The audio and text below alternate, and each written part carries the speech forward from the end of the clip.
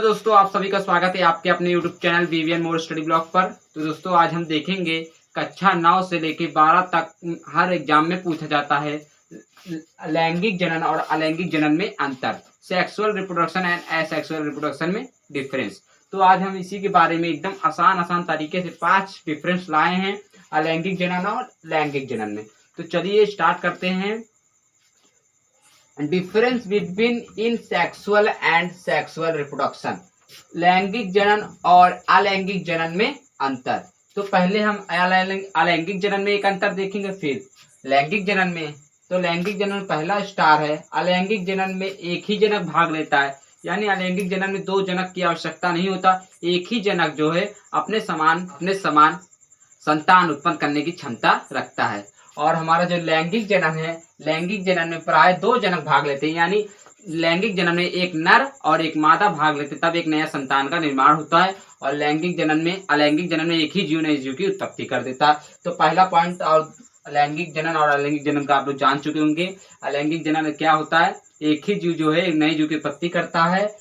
अलैंगिक जनन एक जनक भाग लेता है, यानी एक ही जीव नए जीव की उत्पत्ति करता है, और उसमें प्राय 2 जनक भाग लेते हैं, यानी एक नर रहेगा और एक मादा रहेगा। इसके बाद दूसरा हमारा है, इसमें केवल समसूत्री विभाजन होता है, यानी समसूत्री माने जितने गुणसूत्र होंगे जितना इसके संतान में भी उतने ही गुणसूत्र चले जाएंगे।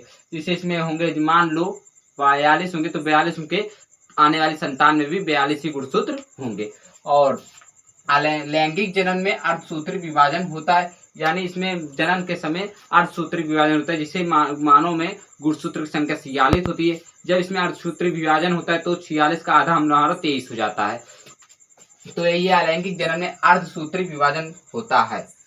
अर्धसूत्री विभाजन यानी जनन के समय आधा युग्मक हो जाता है। इसके बाद युग्मक का, इसमें अलैंगिक जनन में युग्मक का निर्माण नहीं होता है। अलैंगिक जनन में युग्मक का निर्माण नहीं होता है, बिना युग्मक के ही एक नए संतान की उत्पत्ति हो जाता है। और लैंगिक जनन में युग्मक का निर्माण होता है। और हमारा जो लैंगिक जनन सेक्सुअल रिप्रोडक्शन में जो है नर युग्मक और मादा युग्मक का मिलन होता है। इसके बाद युग्मनज बनता है, जिसे हम जाइगोट करते हैं। जाइगोट विकसित होकर भ्रूण में बदलता है और भ्रूण विकसित होकर नए संतान में बदलता है।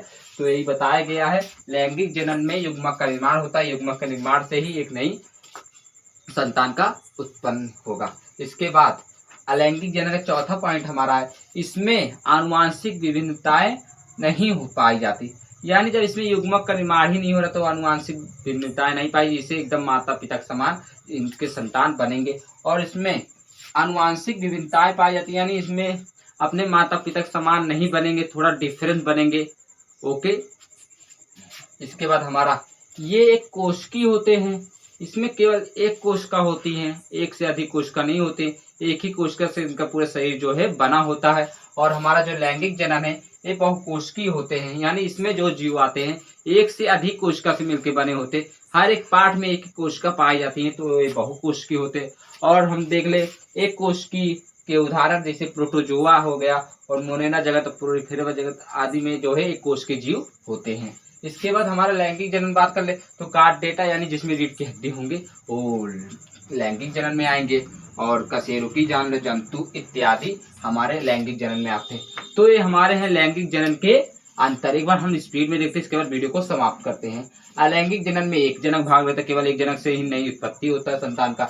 लैंगिक जनन क्या है, लैंगिक जनन में प्राय 2 जनक भाग लेते हैं, यानी एक नर होगा एक मादा होगा। इसके बाद दूसरा, इसमें केवल समसूत्री विभाजन होता है, यानी इसमें समान सूत्र होते हैं। ओके। इसके बाद लैंगिक जनन में अर्धसूत्री विभाजन होता है, यानी लैंगिक जनन में जनन के समय जो है गुणसूत्र की संख्या आधी हो जाती है। इसके बाद युग्मक, इसमें युग्मक का निर्माण होता है। लैंगिक जनन में युग्मक का निर्माण नहीं होता है, बगैर युग्मक के ही इसमें संतान की उत्पत्ति होता है। लैंगिक जनन में युग्मक का निर्माण होता है और लैंगिक जनन में युग्मक का निर्माण होना आवश्यक है। नर युग्मक और मादा युग्मक के मिलन से जाइगोट बनता है।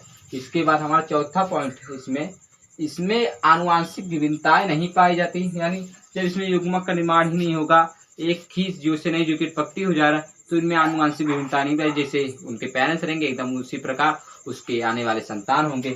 और इसमें आनुवांशिक विभिन्नताएं पाई जाती है, जैसे हर सभी लोग देखते होंगे जो है सभी जो बच्चे होते हैं, संतान होते हैं, वो अपने माता पिता के एकदम समान नहीं होते, थोड़े से डिफरेंट होते। बस यही बताया गया है, ये आनुवांशिक विविधताएं इसमें पाई जाती है, यानी थोड़े से अलगाव होता है। इसके बाद ये एक कोशिकीय होते हैं, यानी ये केवल एक कोशिका से ही इनका पूरा शरीर का निर्माण होता है। और जो ये हमारा ये बहुकोशिकीय होते हैं, यानी इसमें एक से अधिक कोशिका का जो है निर्माण से एक नई जीव का निर्माण होता है। यानी कार्डेटा हो गया, कार्डेटा कशेरुकी और जंतु इत्यादि, ये हमारे अलैंगिक जनन और लैंगिक जनन में अंतर है। तो आप लोग को ये वीडियो कैसे लगा, आशा है कि अच्छा लगा होगा। अच्छा लगा तो वीडियो को लाइक करें, चैनल को सब्सक्राइब करें, ज़्यादा से ज़्यादा शेयर करें। जय हिंद, जय भारत।